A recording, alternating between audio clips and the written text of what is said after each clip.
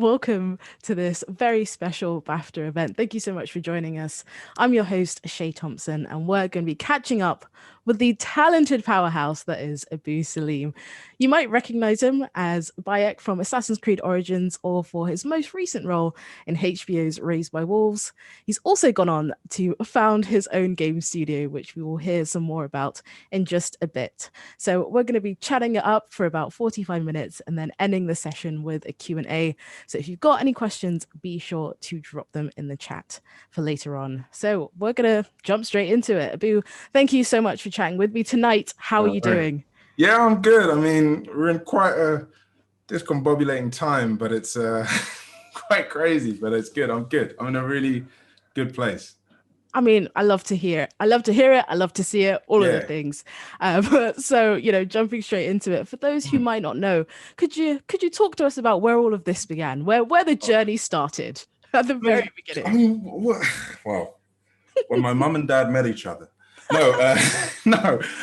You know what? It's funny. It's kind of how I got into the industry is a weird one, because it was actually through the love of games and through that sort of medium of storytelling. Through that, as a kid, I kind of watched a lot of trying to watch TV and film, and it didn't really resonate or connect with me. But actually, it was through games and through actually playing a character and going through their journey that kind of really resonated with me.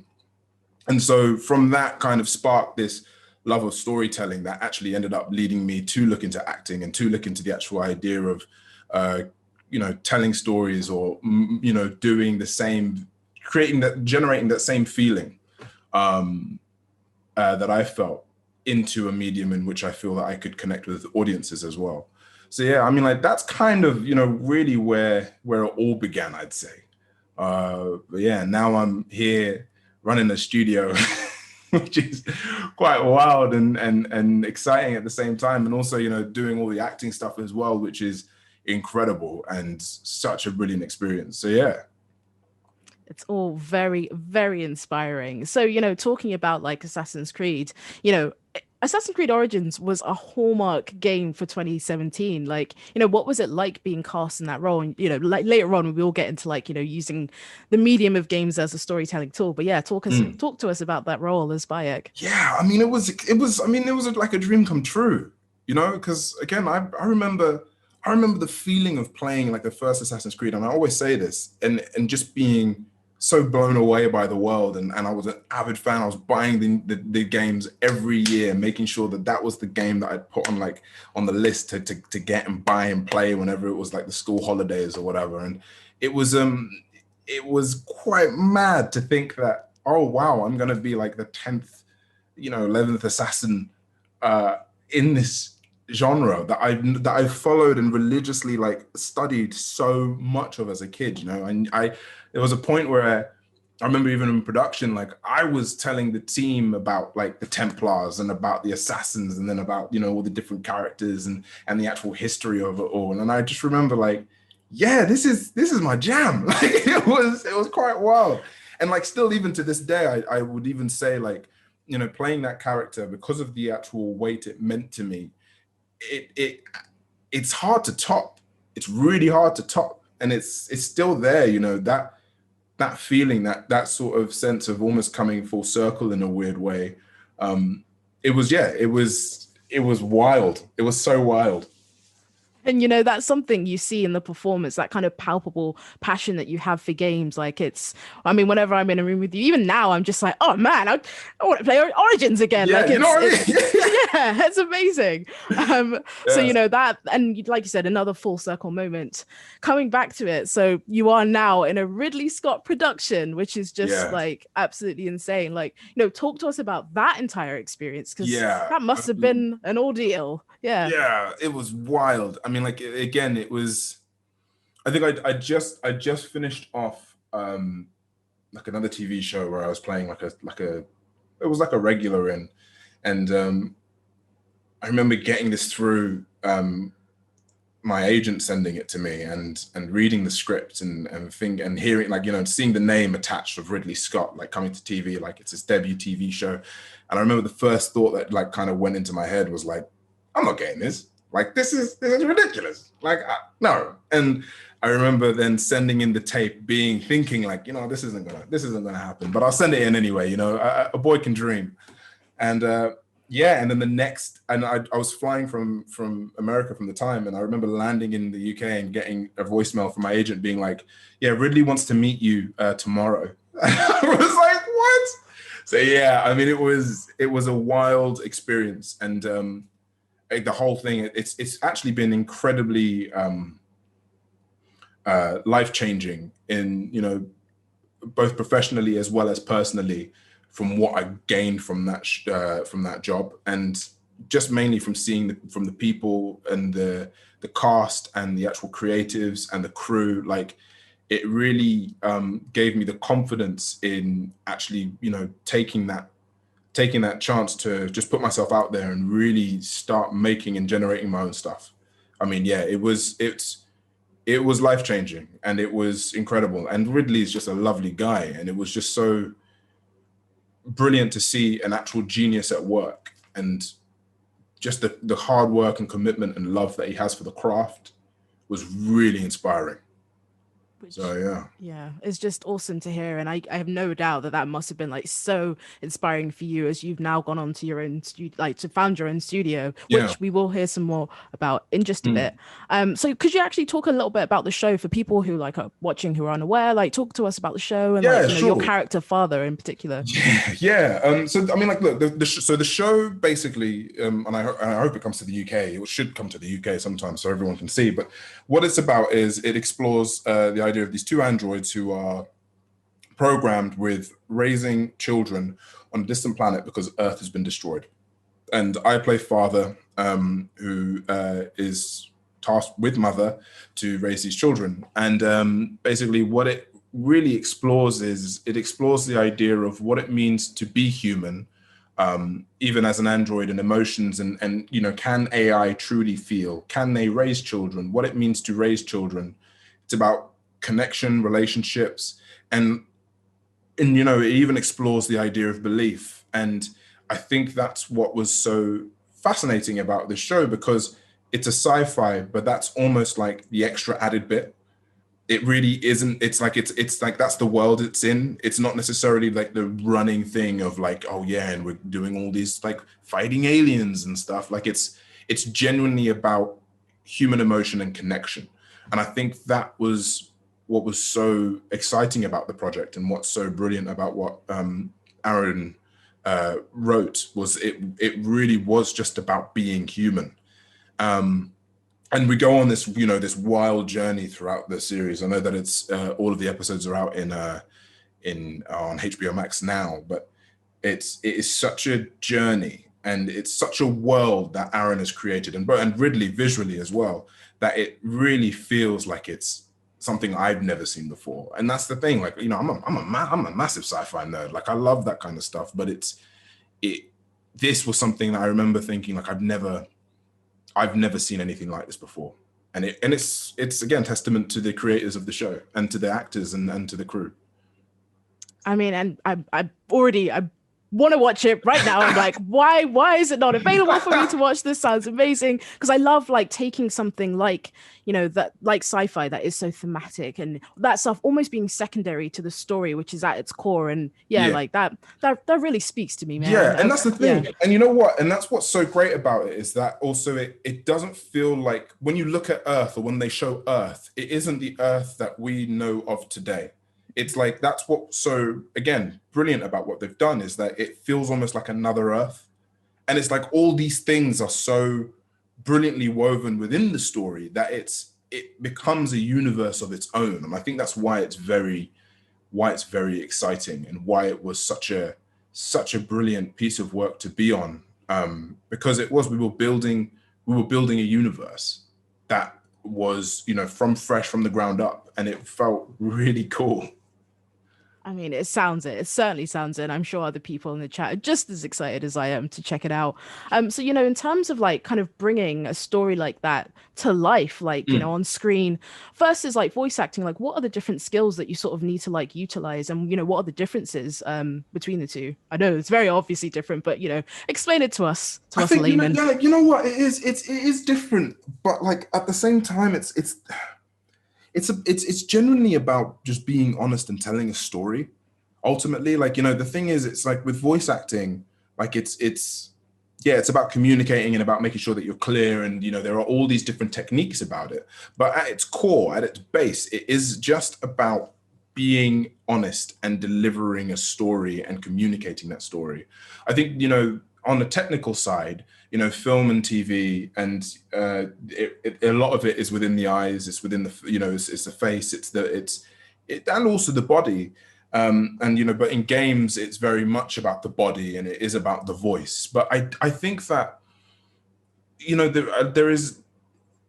there is very much at its core, at the core of the sort of storytelling and acting of it all. It really just comes down to being honest and being truthful to the character. And I think that's what I've been, riding on. And I feel like, I've always started on a technical level of like, okay, cool, this is a voiceover, so I should maybe, make my voice deeper or something like this. But ultimately, like, that's all tricks. It's not about playing tricks, because I think, the audience are a lot more clever than that. So they want to connect.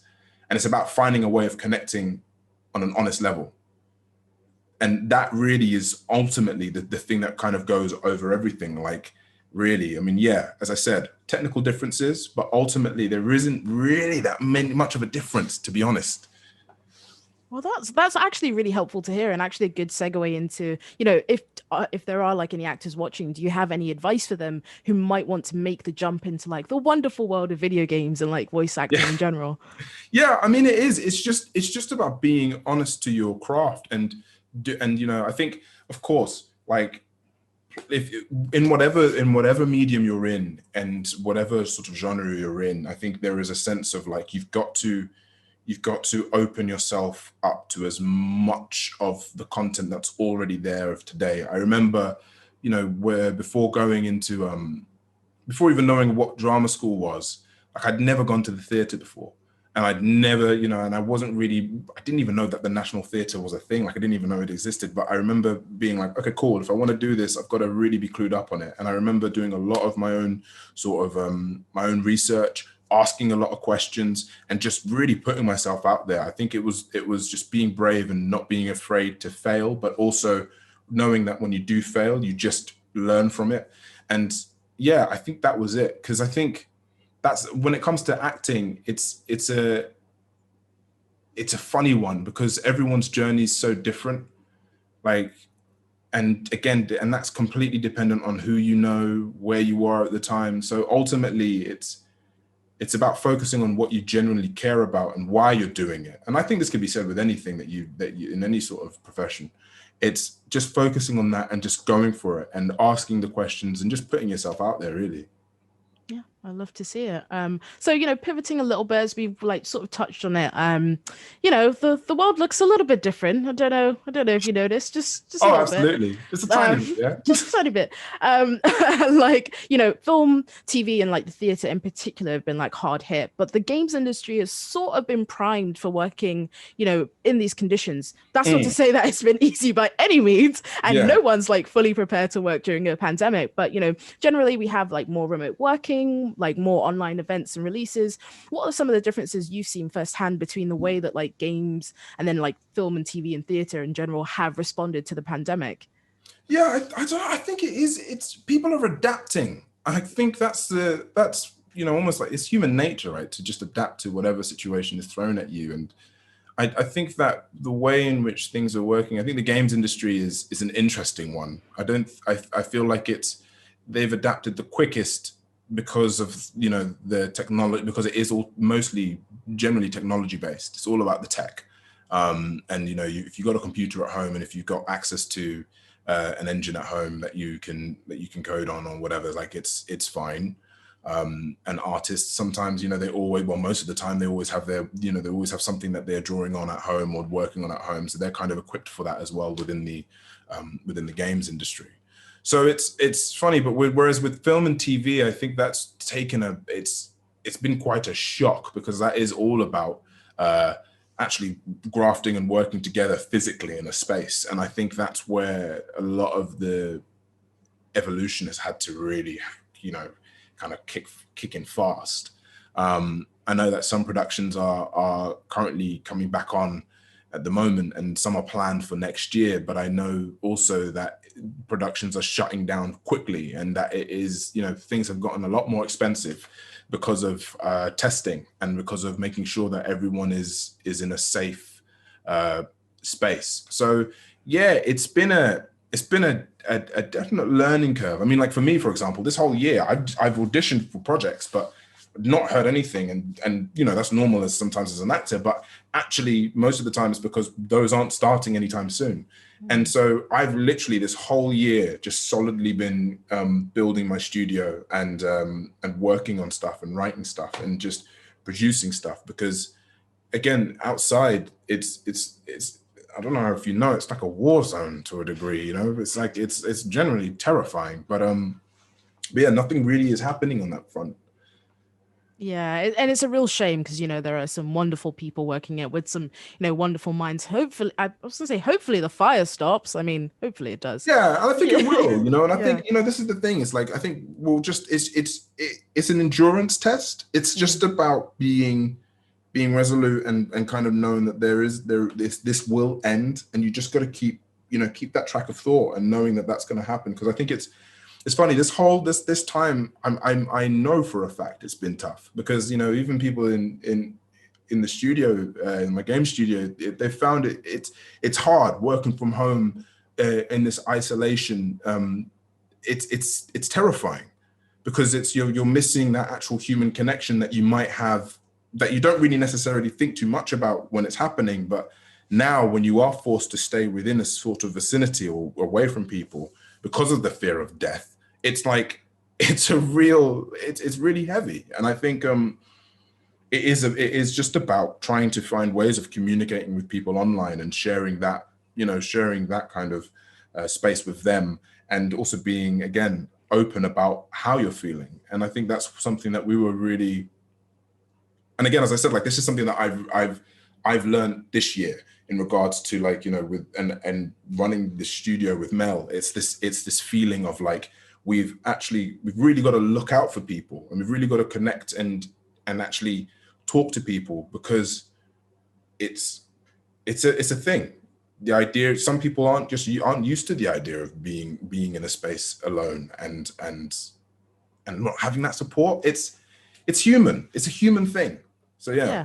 All roads lead back to humanity, as it were, and just maintaining that sense of empathy, because I think it is easy to sort of lose that. But no, you're completely right. I mean, I bring up remote working in particular because it's cited as one of the ways to address the lack of diversity in both industries, really. Since the beginning of your career, what diversity shortcomings have you witnessed firsthand? What do you mean? As in what from working from home? Not necessarily working from home, because we'll get into that, but more in terms of I was trying to dance around it and be coy, but I know that don't be coy with me, Shay. No, don't be coy. We're throwing that out of the window. Yeah. As Black professionals, sometimes the creative world is not kind to us. So I just wanted to know about some of your experiences with that. Anything firsthand? You don't have to get into specifics, but how you've dealt with that. It's funny, you know what? It's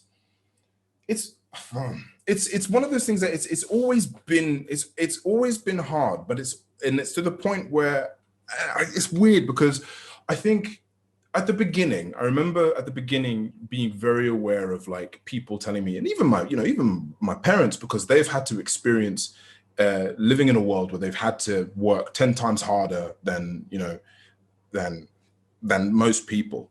And I think that it's been, there was a time where I was almost numb to it, and it became just normality. And what has happened, especially with what's kind of escalated in this year, in lovely 2020, is the fact that we've been forced to be put in a place of isolation, of within ourselves, to reflect and look at not only ourselves but also outside and see what's going on. And then massive events that have happened, that are happening, but because of the fact, but this is, it's not, and it's like not new news. This is stuff that has been going on for years. And but because of the fact that we've been in this weird position of like, you know what, we're stuck at home, we're focusing on all the small little things, and we're actually looking at ourselves. It's almost really brought back those feelings of like, yeah, actually, you know what? This world is unfair.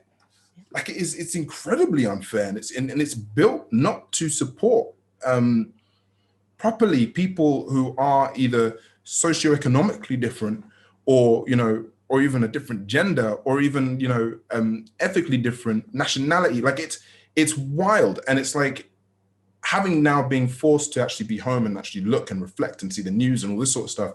It's really kind of dawned on like come again, in the sense of like, oh yeah, okay, this is a really unbalanced world. Because it's funny, because again, like, I was out there, I was working, I was kind of doing my thing, and like, yeah, I knew about the differences and the hardships and all this sort of stuff, but a lot of the time, because you're moving so much, you kind of forget about that. But then when you're forced to not move and actually really focus, you then realize, yeah, there needs to be a change. And it's, yeah, I think that's what this whole time has really, brought about, and really kind of made us really focus on. And I think that's, and I mean, like, I don't know whether to say it's a good thing or a bad thing, but it's definitely a forward thing, if that's even a thing. So, yeah.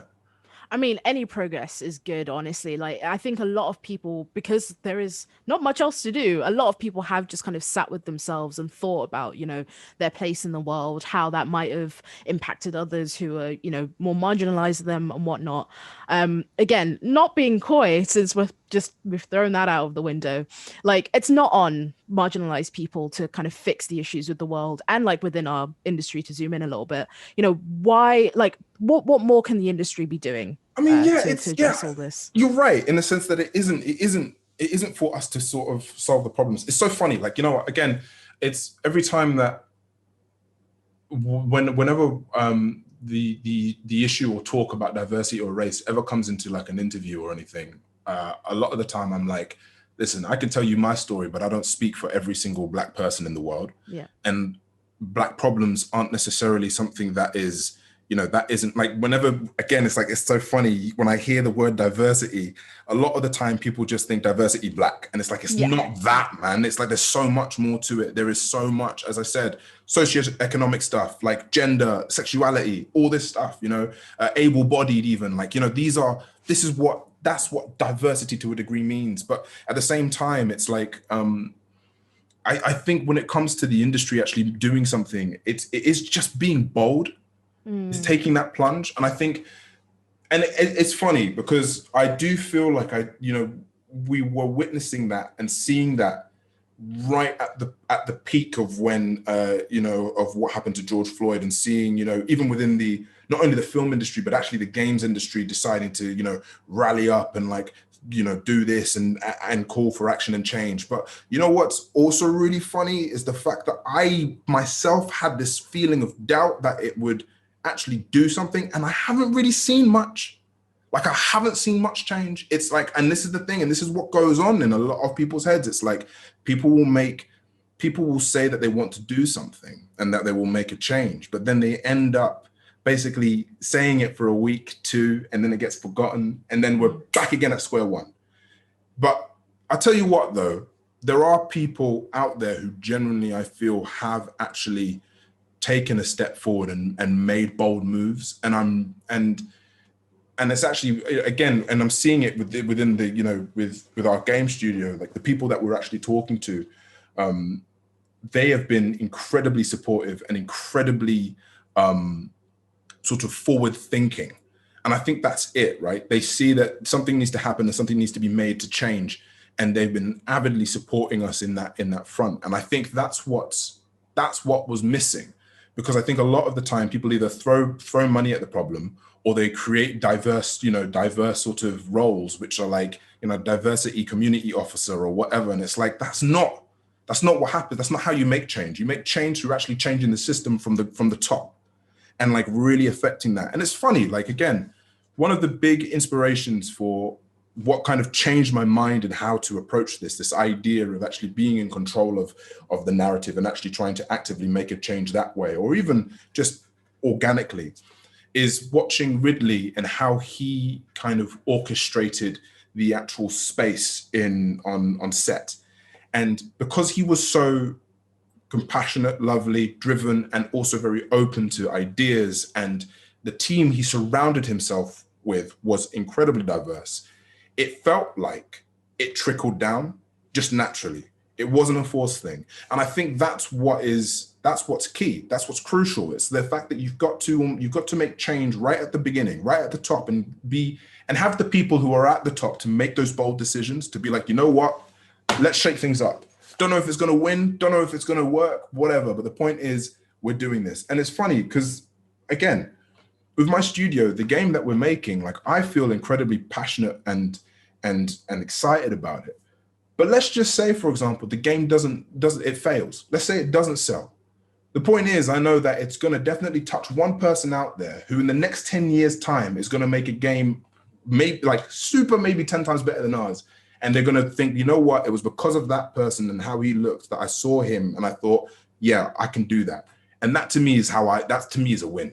So it is about sort of inspiring that change in longevity rather than like quick fixes of throwing 100K at whatever. Do you know what I mean? It's funny. It's, again, this whole environment that we're in has really like sort of put a magnifying glass to what needs to happen and what needs to be changed. And I feel like most people who end up shouting and screaming about like, oh yeah, we're going to do this, like, it's not about that. It's about literally being tactical about it and thinking about it from the top and bringing it down that way. Yeah. I feel like I'm in church because you're preaching. I'm just like, this is what I needed, you know? No, but this is the thing though, but yeah. It's like, it's something that needs to be, it needs to be heard. And it's like, and it's again, it's almost like this realization that's kicked into me. Like, I've learned this just recently. And I feel like it's just changed the game for me. And I feel like it's one of those things where people need to hear it and they need to see it, because otherwise we are just going to continually repeat the same issues and problems over and over and over again. And it's like, I'm tired of going on this merry-go-round. It's like the whole thing about like diversity and talking about diversity all the time. Like, God, I hate being asked about it. Like, it's one of those things where like I can, like, it was like, oh yeah, so how do we do this, do that? And it's like, we can, the problem is like, we can talk about it and I can tell you all these things and nothing will happen because we've had this conversation for so many years. So it's like, all right, okay, I'm in this, I've been blessed to be in this position of like, I've done an amazing show. I've now got a platform and a voice to say something. I've surrounded myself with like-minded people. I can now actively make a change and do something really by pushing forward and taking those risks. And I'm surrounding myself with people who are absolutely 100% down for taking those risks. And that's how you make change. That's the only way you can make change, is by taking a risk. And as I said, like, the people we've been like, we're talking to and the people we're surrounding ourselves with are brave enough to do that. And it's so exciting. Yeah, it genuinely is. And I'm all about like none of these like pithy platitudes, all about like action. And that's what it has to be. You can't like say something because you can say it until you're blue in the face, but if you're not going to do anything to back it up, there is no point. And you went and did the thing. You went and started your own studio, which I mean, it's just in the middle of COVID. I mean, that's bravery and being bold to the nth degree, and I respect it. Honestly, I really, really do. Honestly, I remember talking to Mel actually, and being like just before we were going to make this announcement, and being like, "What the hell are we doing? Announcing this in the middle of a pandemic? People do not care. Like, people are literally trying to buy toilet paper Why are they going to care about us opening a studio? But you know what? The support has been wild and it's been lovely. And it is. It's just about taking that risk and about, you know, jumping forward and just that leap of faith, Assassin's Creed reference, and just making sure that you just do it, you know? And yeah, and that, oh man, I've been like endlessly like inspired by seeing the response and, you know, seeing the support that has been like poured out onto the studio. One thing I loved that you said, I went to try and find the tweet, but then I couldn't. So, but you did say something along the lines of when the staff lineup was announced for Silver Ring Games, you were just like, because I think, you know, people were talking about like the, you know, the diversity of the team, and you were just like, you know, this is something that should just be normalized, and, you know, something that shouldn't even be pointed out. And, you know, I think baking it into like the very fabric of, you know, what you're doing, I think, like you said, trickles down into everything, and that informs the entire process. And yeah. Yeah, completely.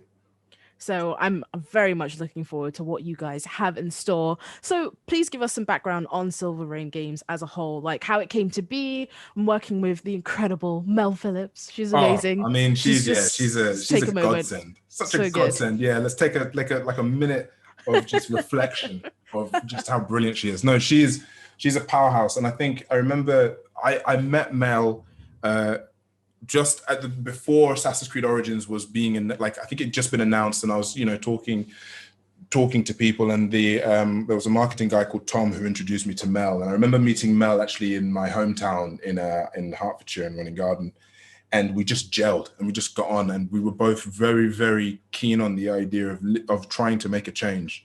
And some of the stuff that Mel has done has just been, I mean, phenomenal. And I think I really, she's a person who is not afraid to just take risks and really try and make change and actually just go for it.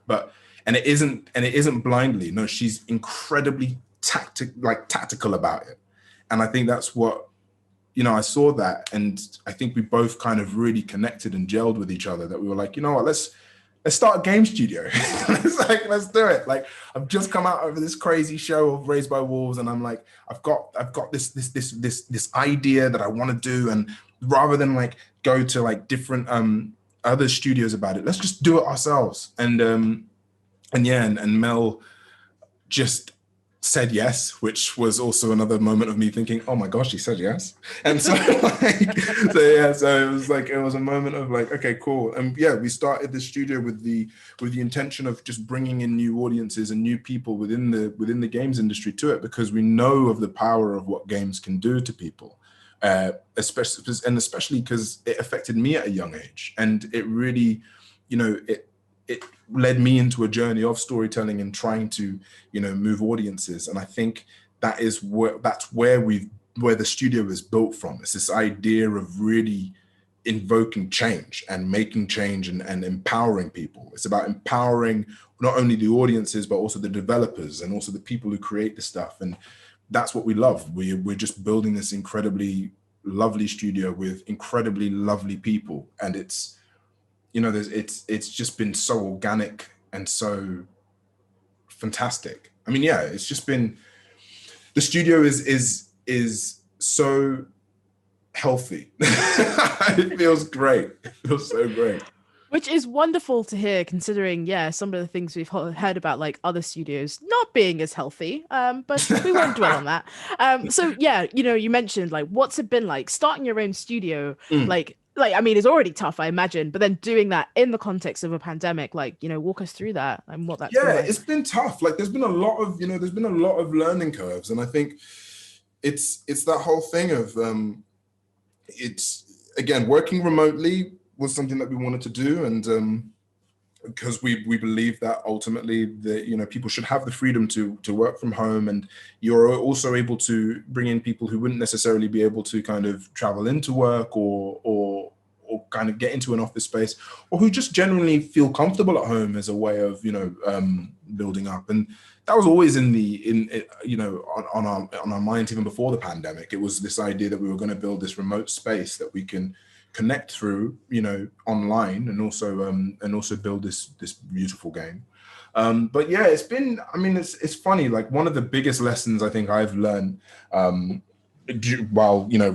at the studio is kind of explaining your ideas to people is very hard. like trying to communicate your ideas to people, and you know, because you're basically asking them to be a mind reader, and it's not easy, but at the same time, it's been a massive learn. Like people, again, it's that whole thing of also learning to let go and knowing that actually what you might communicate to someone might not be the exact idea that you had, but they've come with something better, and you're like, yeah, like that's part of the creative process, you know.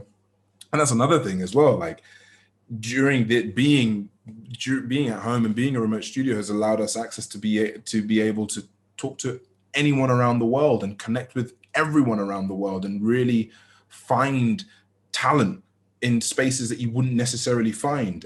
People who haven't even worked in the games industry, who have been interested by it and who are living in, you know, on a different continent, who want to get involved. And it's so exciting because you're then now seeing fresh things that you've never even seen. And I'm I play games all the time, and I'm seeing stuff and I'm like, I've never seen anything like this before. And again, it's all about the people that you surround yourself with. I mean, me and Mel are, you know, we haven't made a game before. We have never made a game before. We have a passion there, and we have heart, and we know the business mind and the tactical sense of doing it. But that's why you surround yourself and you hire people who are experts in that field, and you make sure that, you know, and they bring in their own expertise and again, teach you something new and teach you something brilliant. And you know what? Every day I'm stunned by the amount of stuff that the whole team bring out. Like, I'm just stunned. And it's so wild to think that it's because, again, we're all coming from that same place. So yeah, it's been an experience, Shay. it's been wild. To say the least. It's been an experience. No, that sounds brilliant. And yeah, like I said, I'm genuinely so excited to see what you guys like come out with. Look at me, like with my hands. Like, I really am. So, you know, like, do you have any advice? Like you said, you know, as someone who hasn't made a game before but has like this incredible, palpable passion, like, do you have any advice for people who do want to take that plunge and, like, you know, start their own studio? Yeah, so here's the thing, right? So it's funny. I feel like the only reason I've been able to kind of get to the place that I am at is because I had a very, very lovely job that allowed me to take a risk and put money towards something that I truly believed in.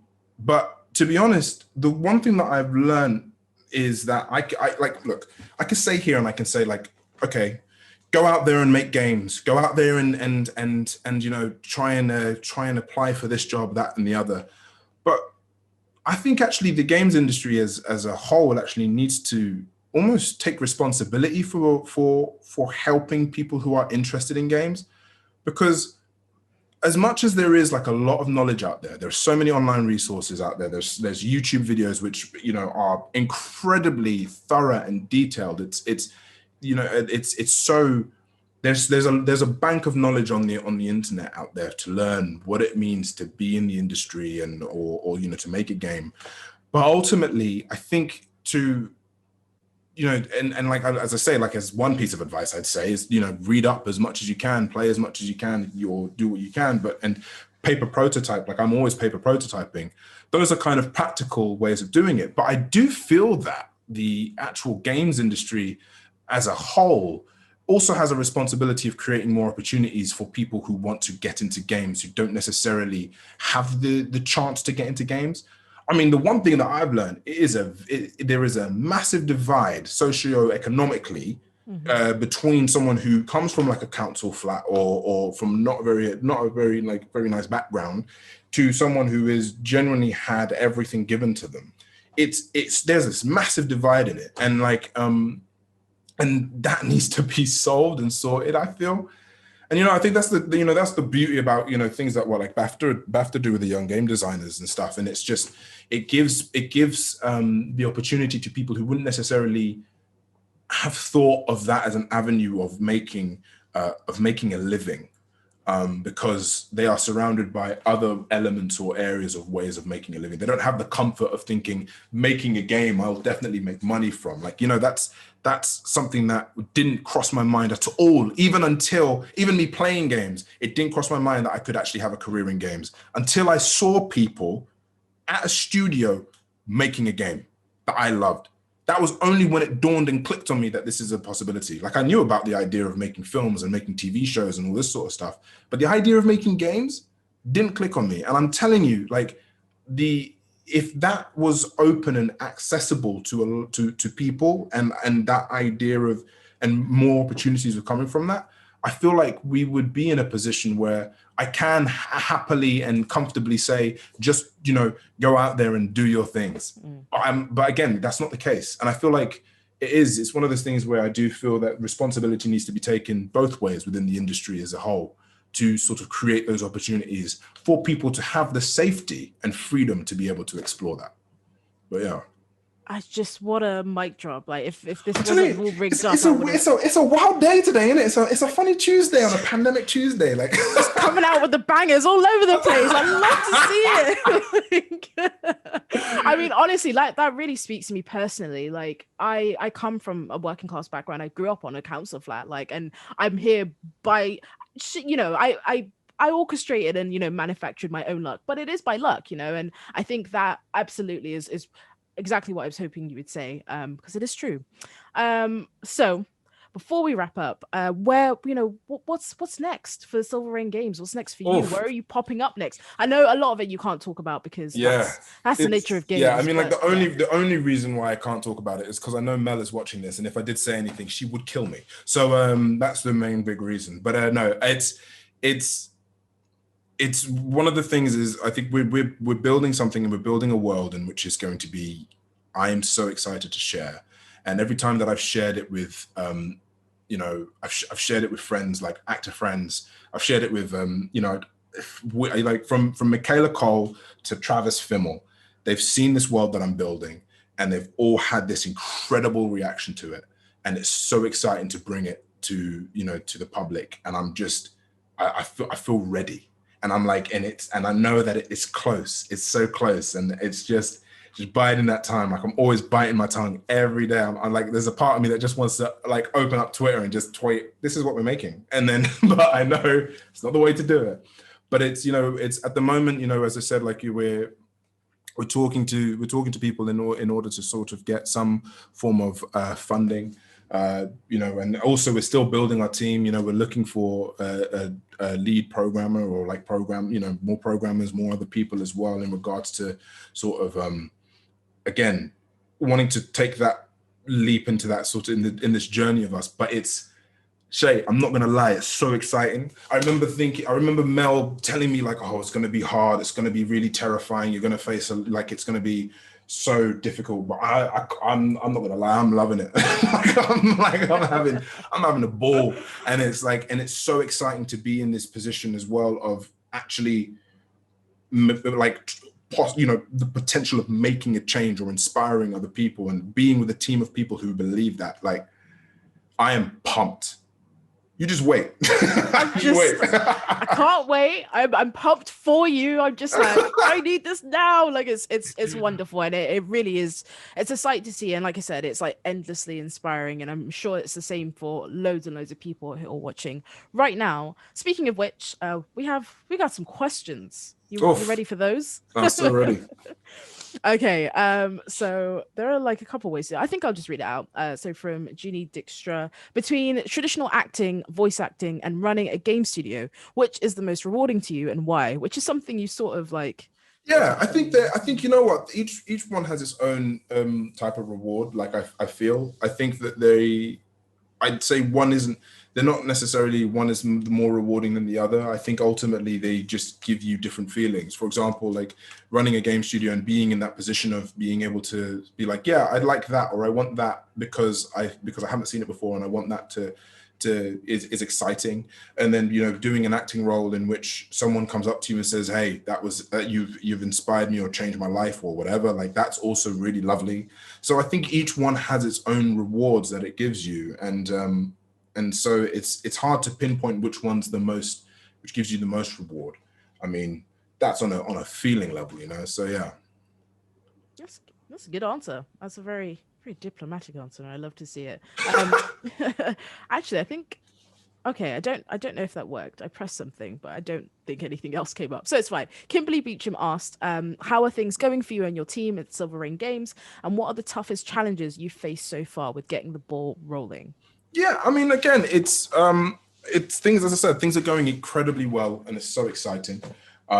It's hey Kimberly, by the way, and yeah, it's really really good. And I think one of the, I guess the challenges have been, I'm not gonna lie, like we've spoken to people, like like investors and stuff and people, and they've kind of come back, and it's been so weird because they've, a lot of the time it's either like, oh, we've already, we don't really, we don't see what you're trying to do here, so they give like really shoddy reasons as to why then, why they don't want to necessarily like support us, and that's fine, like I'm completely cool with that. But then at the same time you realize, actually, hang on, that's weirdly sort of like biased and weirdly racist. Wait, hang on a second. You've already got one of this, so you don't want another. Wait. So there's been those moments where you catch yourself and you're like, hang on a second, would that be the same if?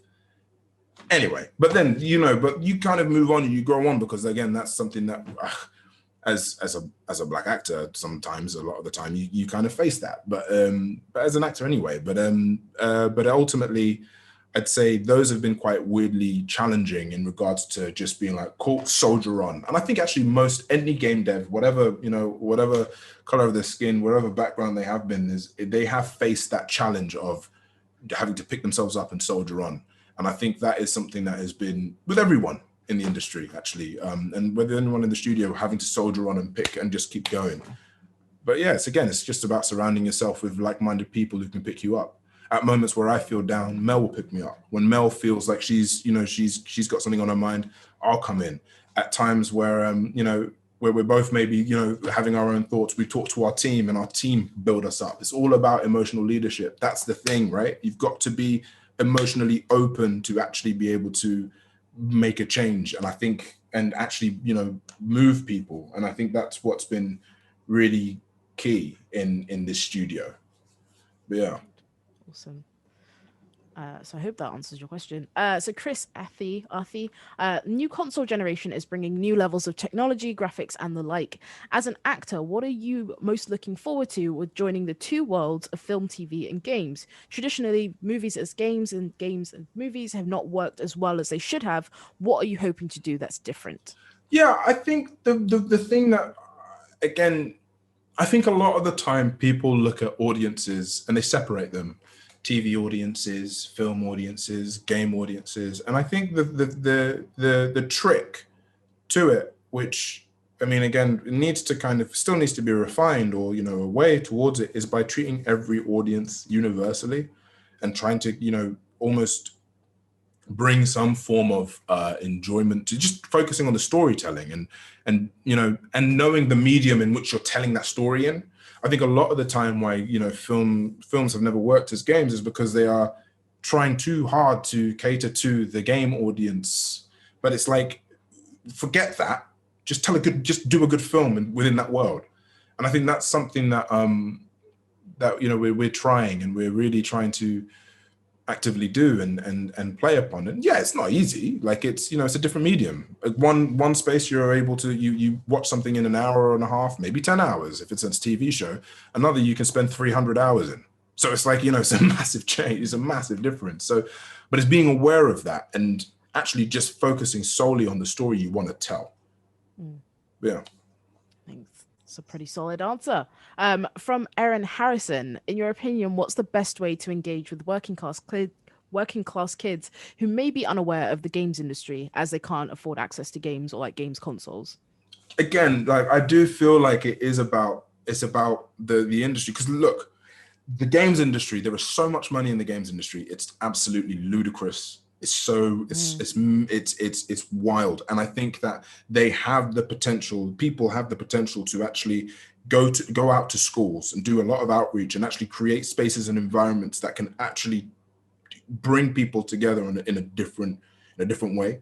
And I feel like it's that's how really you do it. I think, you know, from someone from a working class background and getting into games, and you know, it's hard. It's very, very, very hard. So it is, as I say, that's why I stress so much about how it is actually the industry's responsibility to reach out, to do outreach, to go there and actually do it. Because again, it's this thing where like everyone has access to a TV, right? Most of the time, a lot of the time, like, you know, we've all got TV, so we're all seeing TV shows and everything. So the games and such should also be as accessible as that. And I think that's what I want to see more of. And I hope that we go down towards this idea that, you know, being a gamer isn't a thing. It's like everyone's a gamer. You know, if you're playing solitaire on your computer, or if you've got like a Minesweeper or playing even Candy Crush on your phone, you know, does that mean you're a gamer? It's like, does that mean that you're one of those weird people who like games? It's like, well, of course, because you're playing a game. That's a way of an enjoyment, even board games, card games. So I think also breaking that as well, and breaking that sort of weird stigma about this idea of being a gamer, it's something that is that needs to sort of change as well. Totally. And just as, you know, quick input from the peanut gallery, as somebody who is like really passionate about this, like this subject in particular, like you said, the responsibility is on the games industry. There's no reason why we can't have more like sort of mentorships and like internships that don't rely on you like having like gone to uni, or like, you know, being, you know, not paid or like unpaid. Like they should absolutely be making a conscious effort to support us in tangible physical ways. Absolutely. What I'll add. Yeah, for sure. Yeah, this idea of unpaid work is wild. Oh my God. It's so wild. It's like, if, you know, as an actor, like I get it. Like sometimes you have to do something, but like don't be abused. You know what I mean? Like, it's like you've trained to do something, or you want to do something. Like there are so many different avenues of ways of supporting not only yourself and putting food on your table. And I think that's something that needs to be made clear by people in power. And I think that's it. Absolutely. So Joshua Couchman asked, how can I be involved or help this project? This is amazing, in capitals.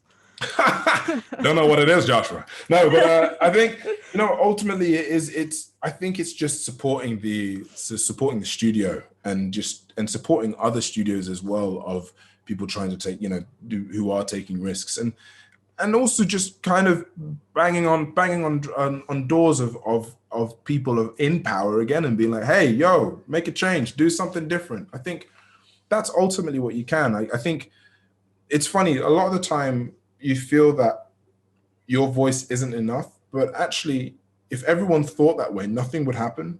And I think that even if it is just one voice, if you just keep saying it, or keep doing it, or do something, everyone actively helps, and they come in unison and they make a change. And I think that's how you help. You help by supporting those who do genuinely need the support, and by just, even if it is just messaging them, or saying, you know what, keep doing what you're doing. That is support, and that is enough that will make that person work that extra bit harder. I mean, it's funny, like even when I had a friend of mine message me the other day, who was really excited about you know, about the game studio and what I was doing and stuff, and I hadn't talked to them for years, and they messaged me and said, like, I really appreciate what you're doing, and it's really exciting to see what you're doing, and I think you're brave. And it was literally at the time where I was just thinking to myself, this is madness. What am I doing? I should have just stayed at home, not thought of this idea, maybe written like a TV show and then sent it to studios. Like I should have done something else. But literally that message just reminded me as to, like, yeah, I'm doing this for them. And it's powerful. It's really powerful. It really is. As I said, like it's been like palpable, even from here, like even from being like socially distanced and, you know, across, I was gonna say time zones. It's not across time zones, but just, you know, across the city. Like, yeah. So Samuel Golding asks, what are your opinions on voiceover and motion capture performers playing characters who aren't the same ethnicity as them? Yeah, that's a good question. That. That's a good question. You know what? I think again, it's basically, we're in a world where there is a lot of different, different actors from different backgrounds who could play those parts, but they're not necessarily given the opportunity to. And I think that's, if you're making a game about, let's say, I don't know, with Asian leads, for example, yeah, give it to an Asian actor. Like that's kind of key, because again, it's hard. Like, I mean, in film and TV, like, most of the time when you ask people, like, please name me 10 Black female actors that you know, most of the time they can't even get to 5. And it's like, right. So there is the issue. So, but there are tons of Black female, actors out there. So it's about giving them the opportunities to actually work. And I think that's the case. It's until we find this weird balance where we're not even having this conversation about, and where that question doesn't even come into it, that's when we know that, okay, you know what, we're in a good place now. It's not even a thing. So yeah, it's I don't know. My opinion on that is it depends. It really depends on who. I feel like, again, we should be hiring more diverse. But then, you know what? It comes back again from the place of where it exists, man. Like, the stories that you're telling. If we tell more diverse stories, more diverse actors are going to be in them. And that's just fact. And it's just like, that's how you change it. We shouldn't be looking at the actors who play different, different ethnicity of, like, the different roles. Yes, of course, that's a factor. But also you need to tell stories that are of a diverse change and of a diverse background. Then you're going to get more of that. Then we'll stop having this conversation. It's like that. So yeah, it's like, I think it's more about not necessarily looking at the actor, but looking at the creators and looking at the storytellers. And those are the people that you've got to be like, why aren't you telling a story about so-and-so, which is actually pretty interesting? Or why don't we maybe flip this over here and look at it that way? That's pretty cool as well. And giving those opportunities to people who should be playing those roles, rather than necessarily having this debate of like, so-and-so is playing so-and-so and they shouldn't be playing so-and-so. So yeah.